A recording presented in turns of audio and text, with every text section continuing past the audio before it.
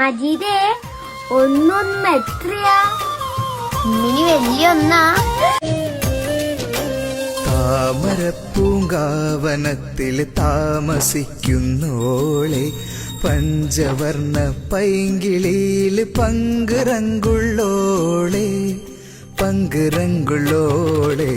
പൂനിലാവ് വന്ന് പൂവിതറുന്നുണ്ട്, പൂക്കളിൽ റാണിയായി പൂത്തു നിൽക്കുന്നോളെ, പൂത്തു നിൽക്കുന്നോളെ.